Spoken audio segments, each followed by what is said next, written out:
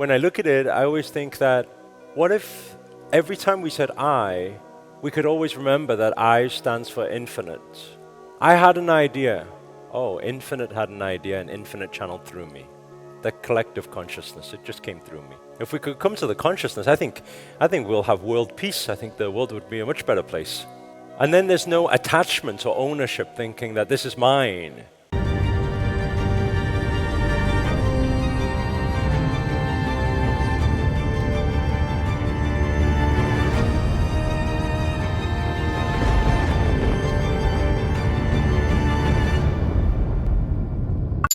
I wish that more people could come to that consciousness to know that even at times when you feel like you got a download and you got an idea, that idea actually, it isn't yours.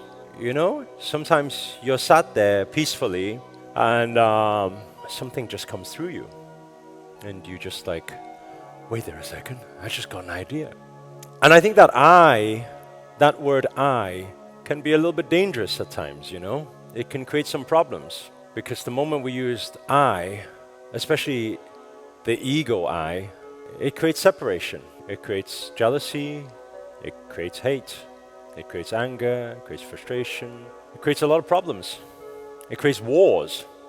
And so when I look at it, I always think that what if every time we said I, we could always remember that I stands for infinite.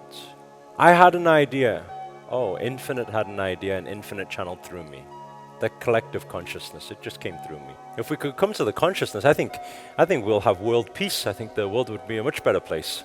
And then there's no attachment or ownership thinking that this is mine. Why are you doing that? Why are you using my thing? No, it's a collective library. We are, who can take ownership of it? It's for everyone. Just like the collective abundance, it's for everyone. And I just wish in future more people could think that way. At least we cannot determine how others outside think when many people use the word competition, because that's how I was brought up. I was brought up in a world where we see everyone else as competition, especially in the business world. We see everyone as competition. And then when I went into the speaker world 12 years ago, everyone sees everyone as competition. And while I embark on my spiritual journey, I'm like, well, why?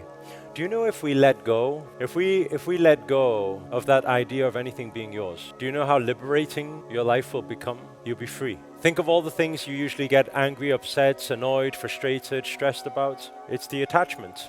Imagine everyone could let go of everything, even everything that they have temporarily. And by the way, I think it's very important we make a note on that. Everything that you have is temporary. No, my wife, my husband is going to be with me forever. No, it's all temporary.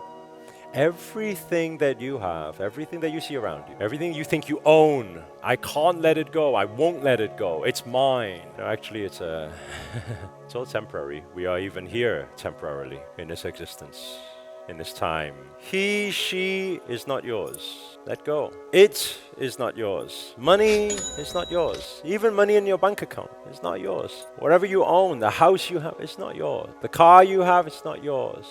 The ideas you have is not yours. Your philosophy is not yours.